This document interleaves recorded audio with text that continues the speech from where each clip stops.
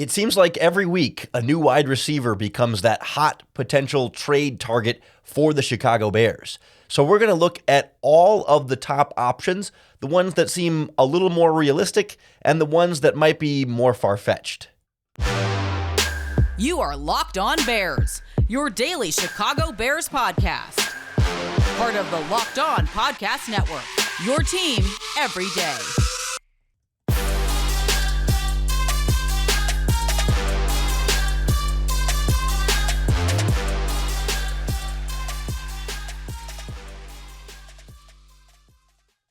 This is Locked On Bears, and I'm your host, Lorin Cox.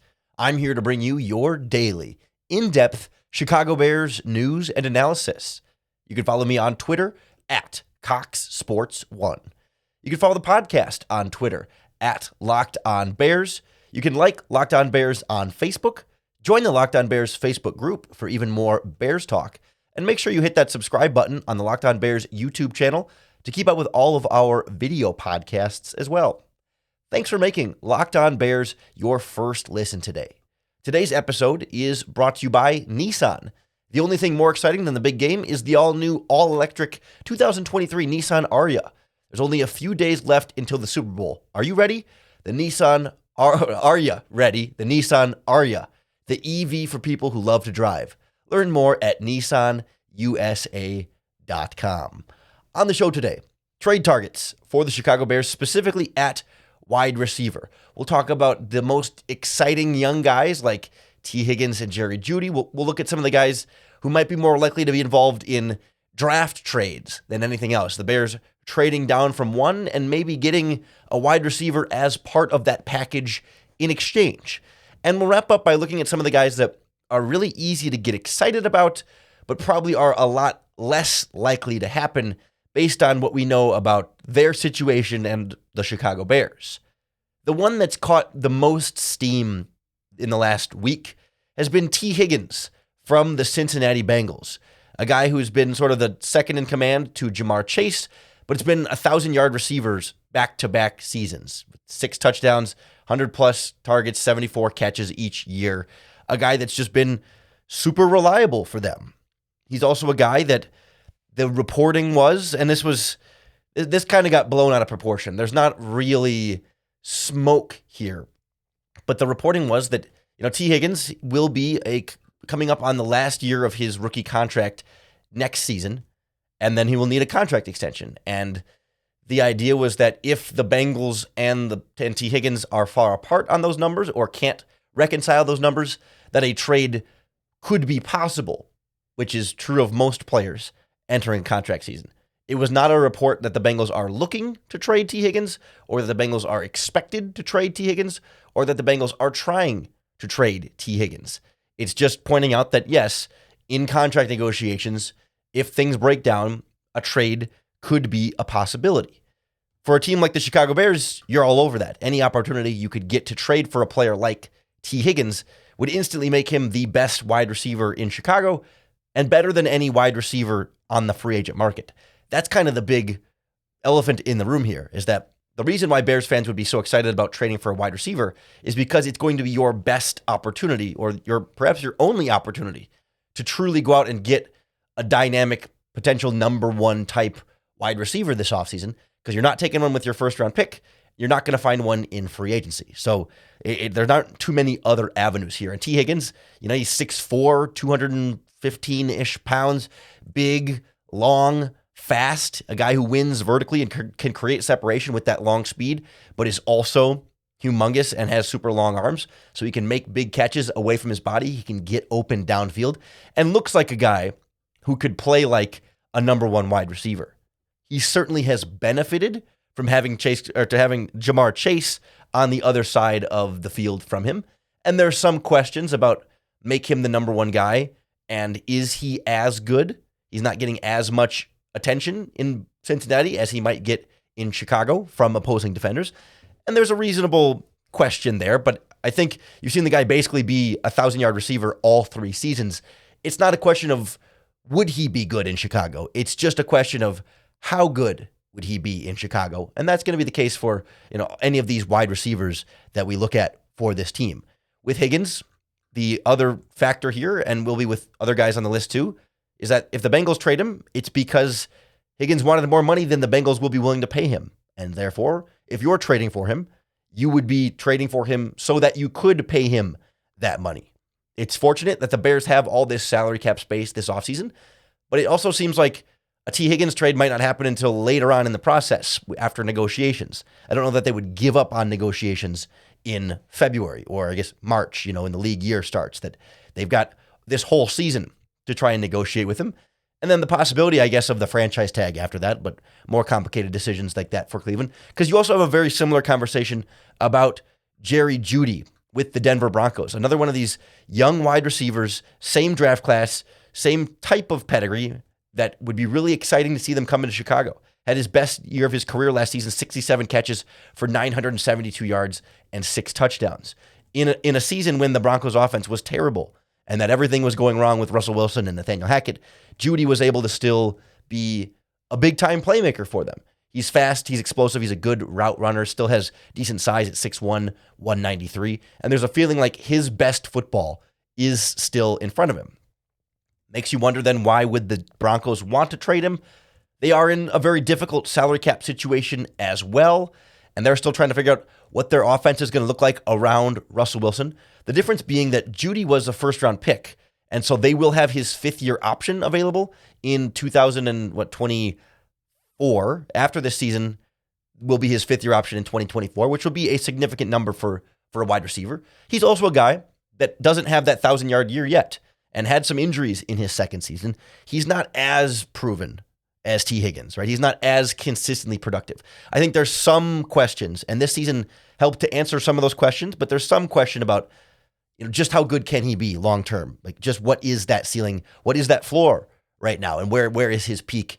And so that's why maybe Denver could be open to trading him, but you can also see why Denver might not be open to trading him. But both guys are like 23, 24 years old this offseason with a bright future in front of them and would be easily top targets for the Chicago Bears should their respective teams make them available.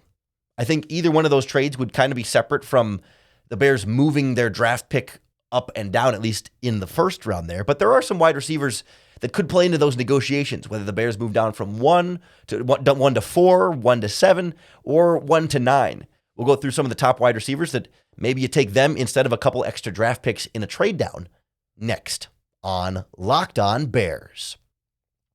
The Locked On Bears podcast is brought to you by our friends at PrizePicks. PrizePicks is the better way to do daily fantasy sports because PrizePicks puts you in complete control. Whether you win or lose isn't determined by what someone else's lineup is. For PrizePicks, it's just you versus the projections available. You can pick 2 to 6 players, and if they score more or less than their PrizePicks projection, you can win up to 25 times your money on any entry. It's a great way to make the big game this weekend really that much more exciting when you're really pulling for guys to have a certain amount of production and give you some sort of rooting interest. But it's not just football. It's across all professional and amateur sports as well, and it's really easy to play. Entries can be made in literally 60 seconds or less. Download the PrizePicks app or go to prizepicks.com to sign up and play daily fantasy sports. First-time users can receive a 100% instant deposit match up to $100 with our promo code LOCKEDON. If you deposit $100, PrizePicks will give you $100. If you deposit $50, PrizePicks will give you $50. Just make sure you enter that promo code LOCKEDON at sign-up for that instant deposit match up to $100. It's so much fun to put together mock drafts and trade down scenarios for the Bears with the number 1 overall pick. And it's easy to start looking at these teams' rosters and say, well, can they trade down with one and get a really good player in addition to some of these high draft picks and future draft picks? And there's a few teams right in that trade conversation that also happen to have wide receivers, we'll say, of interest to the Chicago Bears, to varying degrees and varying amounts of fit in where they are right now in their careers and where the Bears are. But there's another one of these young wide receivers from that same 2020 draft class in a very similar situation with another team that happens to be where the Bears are looking to trade down. The headliner being, of course, Michael Pittman, the wide receiver from the Indianapolis Colts. The Colts hold the number 4 overall pick in this draft. It's kind of the ideal spot Bears fans look at as the place to trade down and still potentially have a shot at Jalen Carter and or Will Anderson Jr., who you would have taken at 1 anyway. And Pittman's another one of these 25-year-old, 6'4", 225-pound wide receivers, big-bodied, young, high-upside guy with that physical stature of a number 1 wide receiver. A guy who's had over 2,000 yards across the last 2 seasons, 10 touchdowns, 88 catches, and then 99 catches in some Colts offenses that have had some trouble with the quarterback position around them, right? It feels like a guy who, if you put him in an even better offensive situation, you could get potentially even more production out of him. It's also a situation where the Colts don't find themselves with an abundance of salary cap space either. And he was a second-round pick, so he'll be entering the last year of his deal. And again, do you try and negotiate that and give him that big contract if you're Indianapolis? Or do you trade him, get some really good return on investment in order to move up and try and get your quarterback of the future? Can he be a bigger asset? And then you get to save on draft picks to keep building around that quarterback of the future, replace him, and not have to invest so much money in one guy at that wide receiver position. For the Bears, if you trade for him, you're paying him.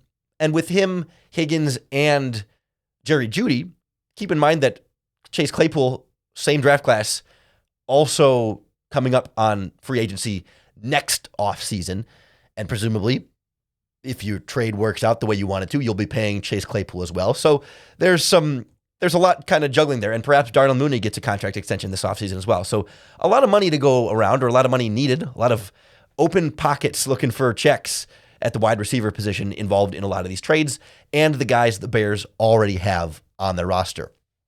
The next wide receiver that's been thrown out there as a potential option in a trade up, although it depends on what this team does with the rest of their offseason ahead of time. We'll certainly know well before draft day whether or not Davante Adams is a realistic trade target from the Las Vegas Raiders. If Aaron Rodgers ends up with the Raiders, then I don't think a guy like Davante Adams is a very realistic trade target. And in general, he's a 30-year-old wide receiver who's got, 9 years under his belt. He's not exactly the young wide receiver that pairs with the timeline the Chicago Bears are on, but he's also had 1,500 yards in each of the last 2 seasons, has had double-digit touchdowns for 3 straight years, and is clearly one of the best wide receivers in football, one of the 3 best wide receivers in football, and probably one of the 2 best wide receivers in football. Legitimately, rarely do you have the opportunities to acquire a player this good. And what that would look like in a trade down, there's talk that, they gave up a first and a second to get him. So if you're not going to just trade the number 1 overall pick, but you might trade the number 1 overall pick for Adams and 7, and then you're also then throwing in additional draft picks there to kind of make Adams work as a part of that. I'm not sure exactly what the compensation would be. It's also worth noting that Adams is really expensive. It's affordable this year, and then the next couple of years of his contract, his cap hit is over $40 million a year. The Bears have cap space, but that's like half of their available cap space right now. You know what I mean? That's a very significant investment in the best wide receiver in football. But are the Bears in a position where you want to go all in on Davante Adams right now, in that one player, invest so much on maybe the best wide receiver in football? Or are you better off not having so much invested in one player in that spot and getting a player who's not as good as Davante Adams, but not nearly as expensive, perhaps even half or a third or a quarter as expensive as somebody like Davante Adams? That one feels like the biggest stretch of the trade down options. I keep looking at DJ Moore from the Carolina Panthers as kind of like the one that feels like more realistic. I mean, Pittman feels very realistic as well, but more of the veteran type, because he was rumored at the trade deadline this past season. The Panthers obviously don't necessarily want to get rid of a wide receiver that would support their quarterback, but Moore is still, he's a young wide receiver who had a little bit of a drop-off last season. He is expensive for them, and it's a new regime. It's not the regime that drafted him. If Frank Reich is trying to figure out what they want to do offensively, I don't know that they're going to be eager to get rid of DJ Moore by any means, but if it's the difference between getting their number 1 overall pick quarterback and not getting their number 1 overall pick quarterback, I don't think he's as untouchable as people say like Brian Burns from the Panthers is a potential trade piece there. He's supposed to be a little bit more untouchable, or J.C. Horn, but is DJ Moore, maybe he's hard to get and you have to overpay in a trade for him, but I don't think he's untouchable in that way. A guy who's been a consistent 1,000-yard receiver any year they have a real offense. He's been able to stay fairly healthy in this process, and is still, again, about to be 26 years old, but you have a longer future with him than you would with a guy like Devonta Adams. So I still feel like keep DJ Moore on the radar here as a guy. If the Panthers are trading up from 9, you're going to have to give up a lot to get the Bears to move that far. And a lot might mean DJ Moore and some extra draft picks too, but Pittman seems like the more realistic, closer in draft trade move, and a guy who fits longer term too with what the Bears might be looking at in terms of age and just the team building process for Chicago. Those are all the guys that, I wouldn't say any of them are likely by any means, but are more in the realm of possibility. There's a lot of other trade names that have been thrown out there or speculated out there or rumored out there that it's really easy to get excited about. And Bears fans have these bright dreams about having some of these players in Chicago. And well, it's worth talking about them. I think it's worth explaining perhaps why they are not nearly as likely. So we'll go through some of the other big names we haven't talked about yet that just don't quite feel like all that realistic option for the Chicago Bears and Ryan Poles next on Locked On Bears. The Locked On Bears podcast is powered by our friends at Built Bar. Built Bars are a delicious treat that don't have all of the extra fat and calories that you just don't want or need. And if you're trying to eat a little bit healthier this year, Built Bars are a really important part of that process for me.